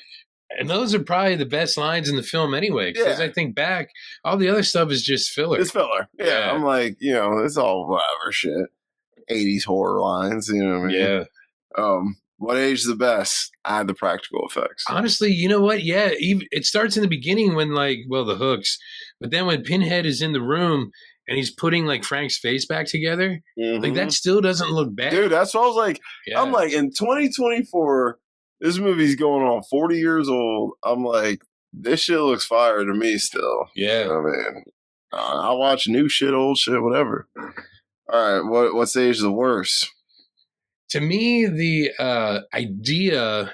Well, first of all, Julia. Anything with Julia. Yeah, she did not age well. But the idea that she is that easily manipulated... to be unfaithful for one thing. Unfaithful, murderous. Yeah. It just happened like that. Yeah. I can't snap my fingers well, but yeah. And it's like, what? That to me aged the worst. And it's like, but is it but I also looked at it as, does Frank have something about him that's so alluring that will make someone do crazy shit? Well, if so, they should have gone a little more into that. I definitely think they could have if he was into demonic stuff. Yes, I mean, he could have showed one or two scenes of him maybe doing some spells, reading some books, some shit like that. You know what I mean? Yeah. Showing like how he got into these dark ass arts. Because I feel like you don't just pick up this cube and say, "Oh, I know what this is." Yeah, this is years of studying. Shit, bro. Like, you're not a novice doing this. No, you're not a novice doing this. But of course, back then they're like, this movie can't go over 135 minutes or 100 or 95 minutes. Yeah, that's true. Yeah, so they're like, you're right, because horror movies had to be it's hour and a half, hour and 45 max. It's like the TNA teenager movies in the 80s had to be that like 85 to 95 minutes. Yep, that's what you got. And like, man, we got to put this dope shit in here. It's just something had to hit the cutting room floor. Yeah, because was any Police Academy movie over? No, 90 they're minutes? all like 90. Yeah. It's nutty. That was it. What's age the worst? I had putting cigarettes out on the floor. Oh my God! Yeah, Julia did. Yeah, it's a wood floor. Put that. I know it's an ashtray in there. Like, come on, what if bro? you actually start a fire? It's wood. That's what I'm like. What are you doing? Yeah, I'm like. I did see that. You're right. Like, first of all, it's gross. Second, it's dangerous. And third, there's probably an ashtray within 4 feet of you, bro. Well, that's what the maggots in that cockroach were in. You got to sink. Wasn't that an ashtray? Yeah, I think it was. You got to sink.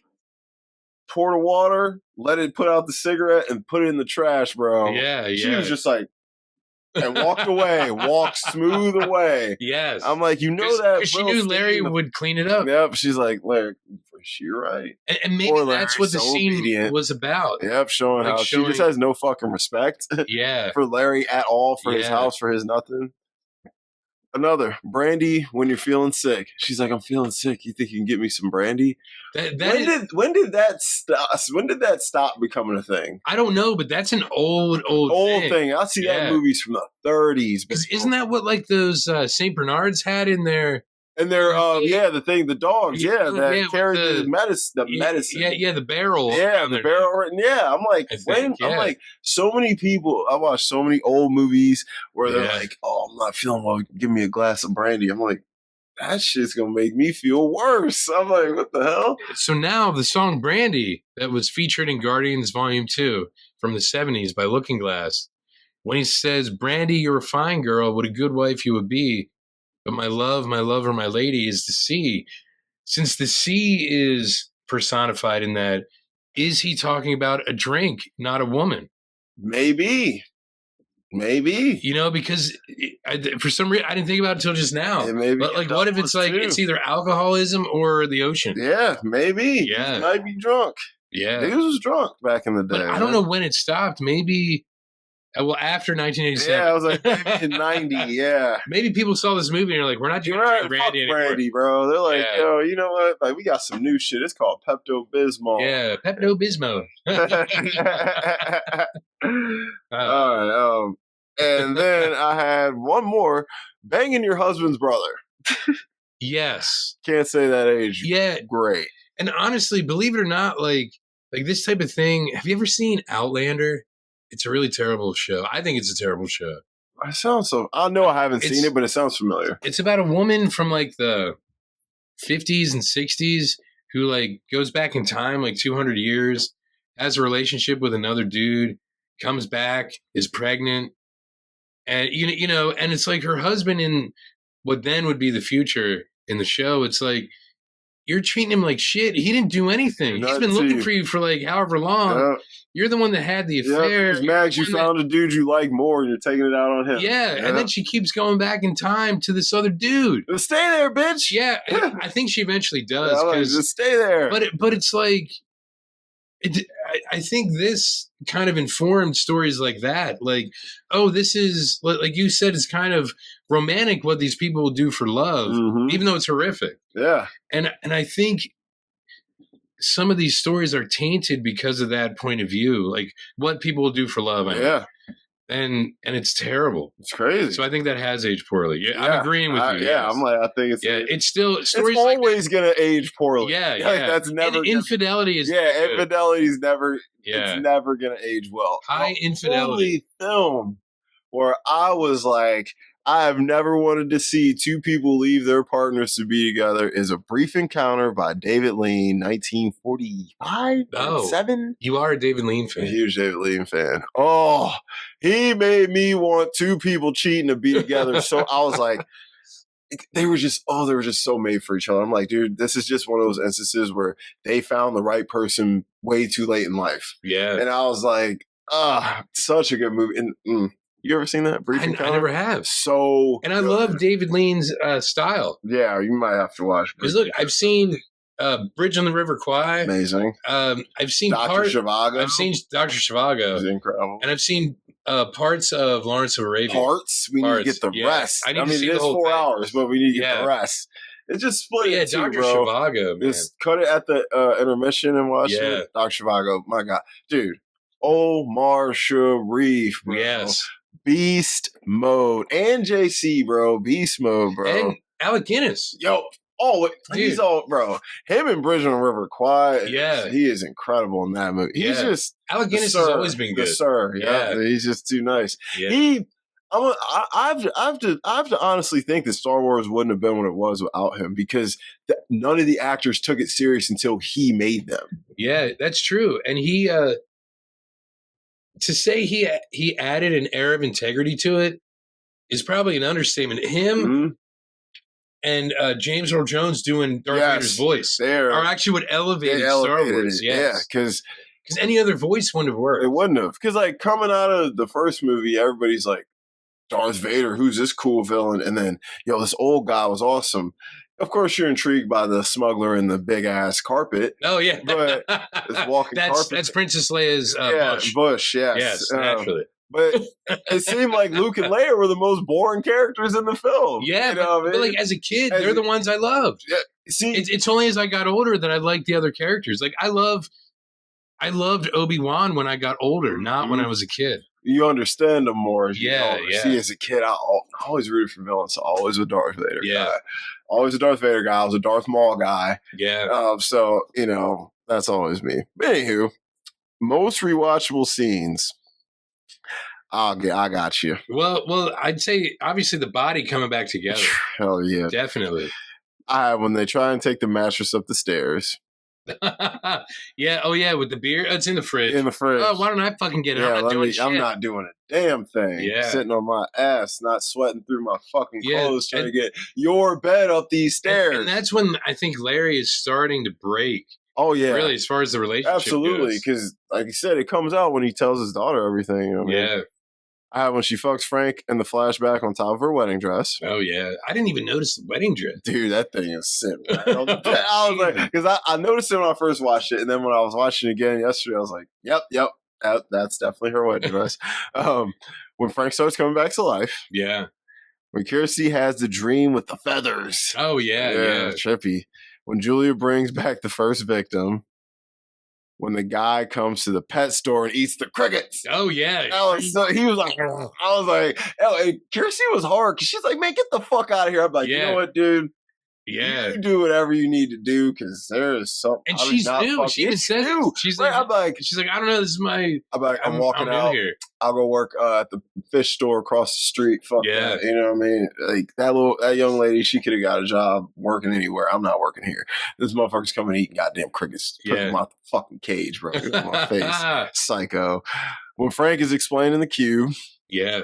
When it storms and she tries to keep Larry from going upstairs. Yes. When Kirsty sees Julia bringing a man home. Oh, yeah. And then the whole... Yeah, that's right everything after that. goes down. When Kirsty starts playing with the cube in the hospital and Pinhead and the crew pull up. Yeah, finally. When they kill Larry and take over his body. When Frank kills Julia. Oh, that was a good scene. When the Cenobites kill Frank with the hooks. The final showdown. Yeah, and the bomb turning into the dragon at the end. Dragon, yeah. But it's like a bone dragon. Creepy. Yeah. There you go. Best characters. I had Kirsty. And Larry. And I actually had Larry in worst characters. And I'll explain why. I like Larry as a guy. Yeah. But as a character, he'll piss you off because I'll get there. Okay. So I had Kirsty and I had Pinhead and the Cenobites. Yeah. I see. They're guest stars. Guest stars though, but they're fun. Yes. They come in, they shake shit up, and they make the finale because they tease them through it out. Yeah. And then you get, I think the payoff is there once they do come. That's when I'm like, I watched Hellraiser 2, see what's he's going to be in that, like probably the whole thing. Yeah. Because they're like, well, this dude is like Did you know after the first one, everybody's like, we want more. Yeah, We want more Pinheads. You know what I'm saying? yeah, So, because he's teasing you. So Mhm. he's he's edging you in this film. Yeah. It's That's what he's doing. yeah, because like with these Terrifier movies, like you get art throughout all the films, and the films are good, but they're way better when he's on the screen. You know what I'm saying? When he's there, it's like, oh, here he is. What's about to happen? You know what I mean? So you get excited when Art's on the screen. I feel like people probably feel the same way about Penn. Worst characters. I have Frank, Yes. Julia, and Larry. And the reason I have Larry is because Larry should have left this bitch a long fucking time ago. He let himself get cucked. He let himself get walked all over like a fucking doormat. Yeah. You taking care of this bitch. She don't work. She have nice ass clothes on, jewelry. Fucking bitch probably driving a Benz, living in this big house. Because once it's fixed up, it's going to be nice. Yeah. So I'm like, she going to be living the life. And bro, she is doing you dirty. And she is. And you just take it. Your daughter told you she's doing you dirty, bro. Look how she treats you, bro. She don't even act like she like you as a person, let alone as a lover, husband. That's terrible, but true. Yeah, I'm like, Frank, fuck that. You need to stand up for yourself, dude, and fucking say fuck Larry. you. Or sorry, Larry. Yeah, I'll Larry. keep brothers. You know how it goes. Yeah. No, but I'm like, Larry, you need to stand up for yourself. I like you, bro. I fucks with you, but man, shoot. You need to act more like Frank sometimes, bro. Yeah. Sometimes you got to be Frank. You got literally and metaphorically. Yes. You got to be Frank and you got to be Frank. Not all the time, but sometimes you got to put listen, bro, a woman's going to respect you way more if you're strict on your boundaries, bro. You show her like, no, bro, I have a fucking line. So you know what? This dude respects himself. So I'm going to respect him more because he's not going to take that shit from me. But Larry will take any goddamn thing she dishes out. When he was about to get some in the room, bro, that motherfucker probably ain't got none in a year plus. Yeah. You know what I'm saying? Like, you can tell. You can tell by the way that. Hell yeah. He's like, I knew it. He's like, I knew moving here would open her up. Yeah. I just had to get it. He's like, yes. He was ready. And she was like, no. I mean, rat skin. But I'm like, that scene is so trippy, bro. But yeah, so that's why I had Larry in worst character. Honestly, he could go in best and worst. I'll change that. He's in best and worst. Okay. So nitpicks, we already talked about them. Recasting couch. All right. Kirsty. Okay. Who do you have? Believe it or not, Millie Bobby Brown. That's who I have. Oh, nice. Millie Bobby Brown. Yeah. She looks like a mix between her and young Natalie Portman, bro. And the thing is, like, there's this one scene when I was watching it today, I was like, holy shit, it reminded me of Millie Bobby Brown. When I was first watching, I was like, this chick reminds me of Millie Bobby Brown and a little bit of Natalie Portman, She had that like kind of tan skin, the dark hair, dark brown eyes, like I was like, Millie. Yep. Frank, who you got for Frank? Okay, Frank and Larry, I'm thinking you're using one guy for both? No, there's two, but they go together. Okay, Larry, Will Ferrell. Okay. And Frank, Mark Wahlberg, because they work well together. One's a good-looking dude, and one, you know what I mean? Actually, that would work. Actually, wouldn't it? That would work. I was not thinking like somebody is goofy for Larry, but I actually do like that. Yeah. That actually would work. It would be like a different spin on Larry. And it'd be different roles for both of them. Yeah. So Mark Wahlberg done nothing like this since Fear, you know what I mean? Yeah, so and he'd be more of a guest star. He would. So he could like put more into it. Because there's less writing. Yeah. That would be fun. I like that. For Frank, I had Sam Rockwell. I was just thinking for the charisma. But see, I was thinking Sam Rockwell for Larry? For Larry at first. But I couldn't think of smooth. But I couldn't think of anyone for Frank. Dude, Sam Rockwell is way too smooth to play Larry. But see, I was thinking of Sam Rockwell from the remake of Poltergeist. I don't think I ever watched that. It's not worth it. I was like, it was probably the worst Sam Rockwell movie, and that's saying something because every movie he's in, he's great. It's pretty good and everything. He's probably good in it. The movie might just suck. Yeah. Like, I've never seen a performance from him where I was like, he's never bad. Yeah, it's just that the remake. Like, why are you remaking Poltergeist? All right, I do like yours. Yeah, I had Sammy for Frank. For Larry, I had Mark Ruffalo. You know what? I actually like that though. Because I'm just kind of like that dynamic with those two. Yeah, yeah, that'd be fun. yeah. I could see it. Because I'm like, I could see Mark Ruffalo actually playing a good dad to Millie Bobby Brown. Yeah. I'm glad, because I figured you would pick Millie Bobby Brown too. Yeah. So I was like, dude, if he don't see her in this, he's blind. You know what? I might like yours better now that you said who Larry would be to his Frank. Yeah. I'm like, I could see they would be a fun little. Yeah. Because they're both great actors. They are. And for Julia, who'd you have for Julia? Michelle Gomez. Michelle Gomez. Did you see? You watched Sabrina? She was Miss Wormwood and okay. I know what you're talking about. Lady Satan or whatever. Oh, she'd be good. And she's been in like Doctor Who and Doom Patrol and a lot of other stuff. But if you look at her, she kind of looks like the woman who played Julia. Yeah, I like that. I went with someone a little better looking. I went with Emily Blunt. Now, would she look too young? I know she's not too young, but would she look too young? I think because she's like 40 now or 41. I think her look is just spot on age-wise. And you know what? I mean, we were talking about Julia. She was 31 anyway. Yeah. In the first one. So I thought, because and Emily Blunt's British. So is Michelle Gomez. Yeah. Okay, so British. But I was thinking Cate Blanchett. She's Australian. Yeah. So her accent's kind of British-y. Yeah. You know what I mean? So I thought of her, and I was like, gosh, she's 50 plus. She can't play this chick. But I'm like, she actually could, though, still. Yeah, and I'm like, because Cate Blanchett, she's way better looking than this chick, but she can have that dark, mysterious kind of face that Julia had. She can pierce you with her eyes. Like, Julia, that actress could eye pierce you, bro. Honestly, at the time, a better actress probably would have been the chick from They Live. Oh, yeah. She would have been great. Because her eyes would have been incredible. She would have been good in that. And that was same year, right? Yes. Same year. So that could have worked. But I like Gomez, E. Blunt. Who else did I think of? It depends. I thought of Chastain, but I'm like, she's way too good looking.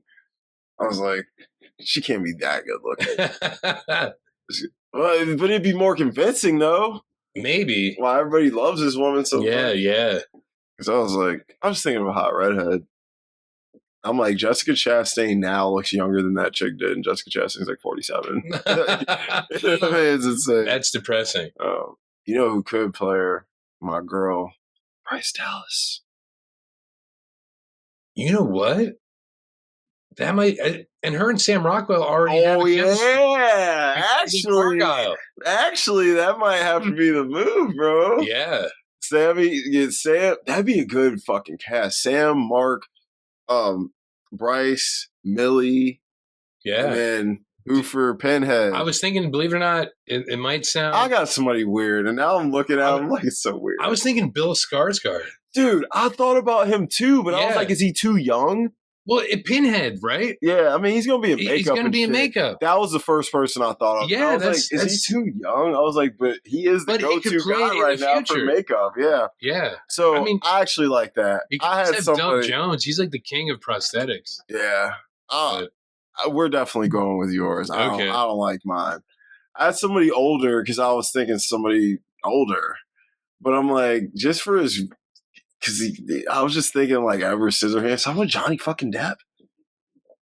God, Johnny Depp would eat the scenery. He would. But I like Skarsgård. I actually thought of Johnny Depp for Frank as like a comeback. That would be that. I thought of him for Frank too. Yeah. But I was like, he's too old now to play Frank. Yeah. Because him as Pinhead might be really good. Because he doesn't have to do much other than eat the scenery around him. Yep, and that's what he'd do. And I'm obviously figurative, not literal. Yeah. When they say chew the scenery, it's figurative. I was like, Johnny can roll in this, but I like Skarsgård because that's who I first thought of. Yeah. And I was just like, because I was thinking he's only of like 32 or 3. I was thinking of him from like It, and even in The Crow. And, we won't talk about it. Just roll my eyes. Yeah, like we won't talk about it. But but he is super hot right now. He's hot. He's blowing up, and he might be the name to like sell the movie. Yeah, him. I mean, Mark Ruffalo's pretty. People like him. Yeah, people like Millie too. Honestly, the whole cast would sell the fucking. Yeah, and that is actually a really good cast. That would be a great cast. Now, who would you want to direct it? Oh, I like who I got for this. Though. Who do you have? Because Ari Aster. Hereditary, Midsummer. Okay. Afraid. He would kill this, bro. Have you seen Hereditary? No, I haven't. If you saw that, you'd fully understand why I picked him for this. But what about your dude for Terrifier? Daniel Leone. I don't know if he's ready for this level of relationships. Oh, okay. To dive deep into the relationship aspects of it. Because Terrifier, all the relationships in it, we'll keep it real, they're surface level for the most part. And most deals with family, whereas this deals with romance. And I don't know if this guy's ready for that. You know, I only seen Terrifier from him. Yeah. I've seen Ari Aster hit layers and layers and layers of horror, relationships between couples, between family, and he's got a vision, and I think he would bring this movie up to date so nicely. He's good with effects. He would make this shit pop, and he's an actor's director. Like, you know, I trust you because I couldn't think of any good. You couldn't think of nobody? I'm not like a horror aficionado. They ain't gotta be a horror guy, bro. No, it doesn't have to, but I'm always like Guillermo del Toro. Like Guillermo would kill this. That's like my default. And he's worked with Chastain. Well, we didn't pick Chastain, but I'm sure he's worked with one of these guys. And as far as like practical things go, he likes practical effects. Guillermo would be great. Like, Guillermo would be good. Dude, fucking... Even somebody like Sam Raimi would be good, bro. Oh my God, Sam Raimi would be incredible. He'd be good. Tim Burton could do this. Tim Burton would make it like more quirky. He would give it more of a fun vibe to it, but he could do it. Tim Burton, if Johnny Depp's in it, then it would have to be. That would make it. Yeah, he would. Yeah. I'm like, there's some regular guys. He would like make S&M quirky. He really would. That's what he would. As if he might already. We don't know. Monica Bellucci would be one of the Cenobites. Yeah, probably she'd be the bald one with the lip face. thing. Yeah. He would be good. That's what I'm like.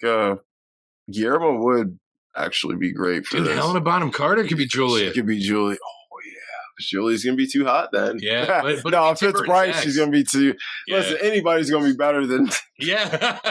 So anybody's gonna be better. I mean, I don't think they broke up. Like, I don't think it was a bad breakup. They could probably still do some work. Yeah, I'm sure. Like, they could probably separate. You know, this business. Yeah, like they're work. older, bro. They're all like closer to 60 now. You know what I mean? They're like, shit. We got to.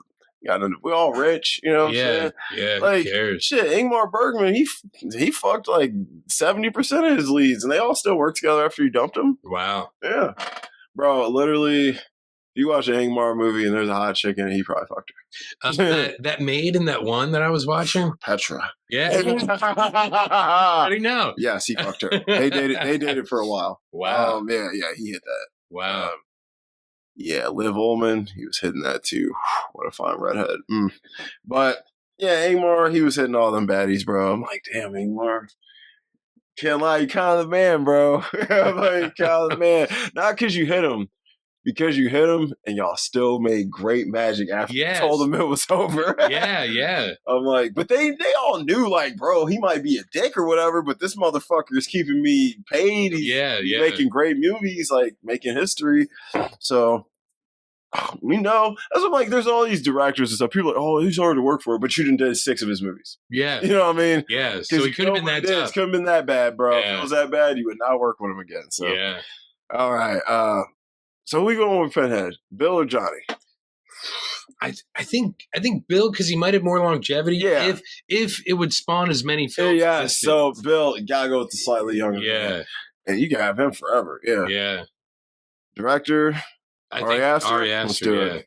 Unanswerable questions. We already asked. We asked them throughout. So prop you want from the movie. It's pretty obvious, right? The Cube. The Cube. Yeah. It's pretty obvious, right? Naturally. Yeah, I was like, naturally. It's like the only prop in the fucking movie. What do you want? One of the bodysuits? Like, I'm all right. I want one of the hooks. Yeah, I was like, I want one of the hooks. I want Pinhead's pins. Yeah. I want the thing in the bitch's face. Yeah. You know what I'm saying? I want the sunglasses. I want sunglasses from the big guy. Yeah, something like that. So. All right, so obviously, Jamie, we know you didn't care for this movie too much. I'd actually give it a solid B now that we've talked about it. Now we've talked about it, yes, because I'm like, I gotta put my eyes in you a little bit sometimes. Talking about the familial aspect of it, like Frank might be the girl's actual name. Yeah, that's what I'm like. Things like that. It's a little deeper than I thought. I had a couple drinks while I was watching it, so I was thinking about it a little bit, like on a different level. I was like thinking, like, oh man, what if this was that or that was this? I just got real into it. Had a lot of fun with it.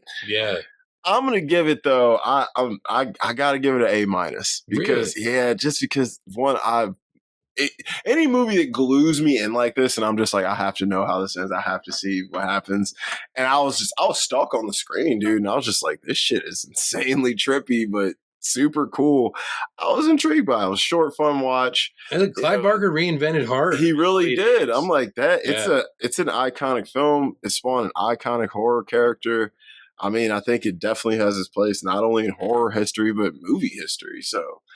Yeah, I'll give it a solid A-. I think it's definitely one I'll be throwing on for Halloween seasons to come. Wow. But that's what it is. So next week, election, or it just occurred to me what Tuesday is, even though Tuesday is election day. Oh, remember? The 5th of November. Yeah, we haven't done this. We haven't. So which one would you want to do? We got them. That's a tough decision because they're both two of my favorite films ever. Yeah. So, and I already planned on watching V for Vendetta. Yeah. So I don't know though, but I feel like V for Vendetta kind of crosses those political lines too. It does. So it might be a better film because like you could tie in some of the themes in that film with the election and stuff that's going on. Yeah. Are you saying because John Hurt is a fascist? Is that what you're trying to tell me? I'm not telling you anything. Yeah, I'm saving it all. Okay. So we'll decide on that. Okay, yeah, you let me know because what you're feeling. Because election 2 though, you have these two very oddball candidates, just like in what's going on right now with our candidates. We have even though it's a high school election, it mirrors it. You got a woman and a man. You got the rich, kind of oddly popular guy, and the kind of like underdog, weird, quirky chick. I don't know. They kind of like that's tough. I'll think about that one. Yeah, bro. I really will because I want to make the right decision here. This is kind of tough, but it don't matter to me. I love both of them, bro. But I already know I'm watching V for Vendetta no matter what. No matter what. Because V is the man. Hugo Weaving's best role. I don't care what nobody says. Yeah. You know what I mean? But all right, guys. So we'll y'all just have to wait and see. All right, but I'm Dom. I am Jamie. This is Cutting Room Floor.